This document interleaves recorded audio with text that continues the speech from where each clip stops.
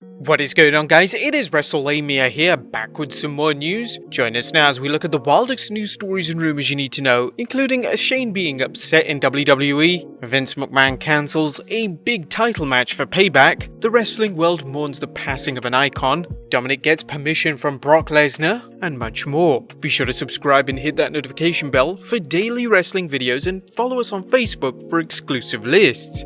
Now let's hit the intro and get straight into the first story.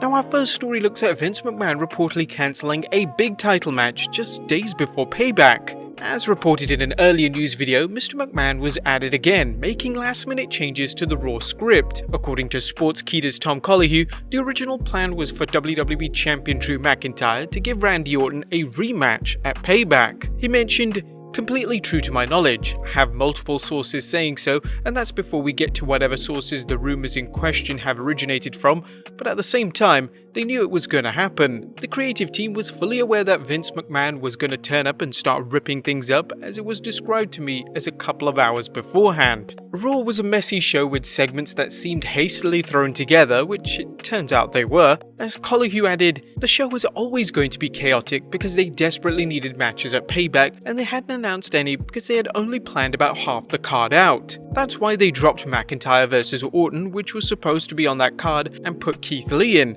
That was Vince doing that." As wrestling fans know, Vince McMahon likes to change things at the last minute, and as we're about to see, even his son Shane isn't immune from Vinnie Mac's mercurial mood. Now Shane McMahon is unhappy with how Raw Underground is going. Shane McMahon's Raw Underground is the WWE's latest attempt to boost its third-hour ratings, and some fans have thought Shane's pet project would be safe from his dad's meddling. Turns out that's not the case. Speaking on the Dropkicks Discussions podcast again, Tom Colohue revealed what was going on behind the scenes as well as Shane O'Mac's reaction. Raw Underground is all pre-taped. That suffered major cuts too. Shane McMahon really wasn't happy about that, but he is at the mercy of the editors at the moment because when it comes to live things, you look at, for example, the Lana and Natalya vs Mickie James segment. Mickie James has been rewritten every week since she's returned, and she's gotten less and less of a role each time. Now one might think that Shane's pet project of Raw Underground would have less changes made to it, but that apparently hasn't been the case. He went on to say, "Shane McMahon's Raw Underground is something that he felt was going to be protected, but because that is not live, it's the easiest thing to cut down, and because it generally does not feature big name stars who would likely be at pay-per-views. They decided to cut out everything that didn't feature someone who was going to be featured on the Payback card. That's why we got so much focus on Lashley." Shane wasn't happy, but he understood. With rumors that Shane McMahon might be put in charge of Raw's creative department in order to lessen Bruce Pritchard's workload, Shane may have second thoughts now that it's clear that Vince McMahon will continue to micromanage scripts, even those of his own son. What would you guys like to see though? More of Raw Underground or less of it? Let us know in the comments down below. Next up, Brock Lesnar gave Dominik permission. Now Dominik recently gained a lot of respect from the WWE Universe in his first ever match at this year's SummerSlam, taking a beating but standing tall. Recently, Dominik got a chance to speak with Alex McCarthy of TalkSport and revealed that Vince McMahon was very pleased with his performance. But not only that, he also got permission from Brock Lesnar. On his experience of working with Brock Lesnar, he revealed, "He's another man I'm very thankful for. He trusted me to hit him with the 619, the splash, and the chair. So again, I'm nothing but thankful for the opportunities that have been presented to me, but he's one of a kind, man." Now Brock Lesnar is one person who doesn't just hand out permissions willy-nilly, as he has to protect his character, but it was nice to see how he gave rising star Dominik Mysterio an opportunity. Next up, some sad news as wrestling icon Bob Armstrong passes away. The wrestling world is mourning the loss of wrestling icon Bullet Bob Armstrong, one of the giants of the Territory era and the patriarch of the Armstrong wrestling dynasty. Bob's son Brian James, aka Road Dogg, tweeted on 27th August that "It is with a very heavy heart we announce the passing of our father, WWE Hall of Famer Bullet Bob Armstrong. Bob Armstrong was a popular wrestler throughout his career, which spanned 6 decades. In fact, his last wrestling match was of May 2019 at the age of 79, and saw him win numerous regional titles along with an induction into the WWE Hall of Fame in 2011. Bob Armstrong served in the Marines before he became a firefighter and eventually becoming a professional wrestler. Known for his fiery promos, incredible strength, and solid grappling skills, he epitomized the babyface blueprint for success. All 4 of his sons entered the wrestling industry, that included Scott, Brad, Steve, and Brian, and Bob influenced the careers of many of today's top stars, Chris Jericho being one of many who expressed their love for the man nicknamed Bullet Bob. Sad to hear the passing of Bullet Bob Armstrong, a true man's man in this sport of thieves. When I broke my arm at SMW in '94, Bob was the only one to call and check on me. I also learned the art of cutting a promo from him. Rest well, Bullet. We'd like to send our condolences to the Armstrong family and Mr. Armstrong's many friends. Next up, CM Punk tells his ideal opponent in AEW. CM Punk normally interacts with his fans on social media, obviously blocking the trolls, but the straight-edge superstar was asked who he'd like to wrestle in AEW if he ever chose to go there. Punk mentioned, "I think interesting people to work with would be Omega and the Bucks." You can be certain AEW would be ready to sign the match as long as Punk's price isn't too high.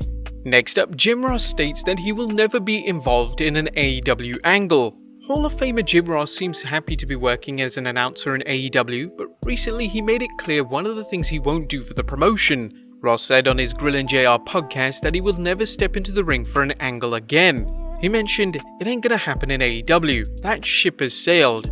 No effing way that JR is gonna get involved physically in another wrestling angle. We have talents that need to get over. I don't need to get over. I'm not getting in the ring under any circumstances." Some may say, "Oh, JR is being a dick." No, I'm 68 years old. Let's be realistic here. I'm not going in there and having a health issue or something like that. Tony Khan is too smart and our focus is to get talents over in AEW, not announcers. I appreciate that philosophy from the boss.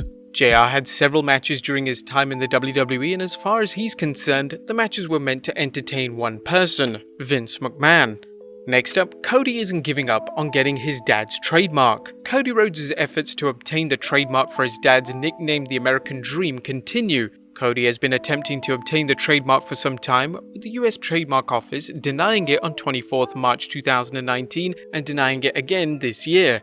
According to Wrestling News' Andrew Ravens, it turns out that the reason for rejection comes down to proper documentation showing the American Dream used it in entertainment services. It was specifically noted for live appearances and appearances by a professional wrestler.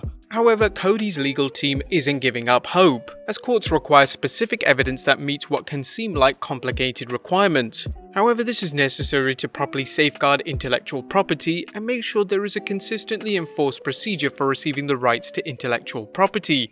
Whether or not Cody's legal team hasn't met this legal burden is unclear, but until the government feels it has, Cody will find himself in a lengthy battle.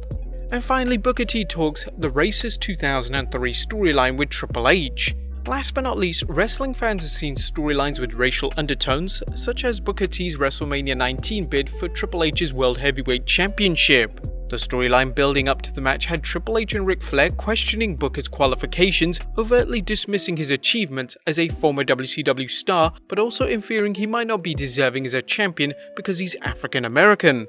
Booker would lose the match at 2003 Showcase of the Immortals, leading to fans criticizing the decision as the heel Triple H was able to make his comments without any comeuppance. Recently, Booker discussed how he felt about the angle, speaking out on his Hall of Fame show. "It was business. Even with the Triple H match, I forgot all about that match after I got the check. I'm serious, when you get a check big enough to where you can pay for your house, you don't think about the title or the match or anything like that. You think about, good God, I came from South Park, Texas. I'm used to getting checks every 2 weeks from a job. When I got into the wrestling business and I started seeing those checks, the last thing I was thinking about was the title, other than being the best guy in the locker room so I could keep getting those checks." So Booker seems happy with the way things played out, but what do you guys think of his reaction? Let us know in the comments down below, subscribe if you haven't already, follow us on Instagram and Facebook for exclusive lists, and I'll see you next time with some more wrestling content.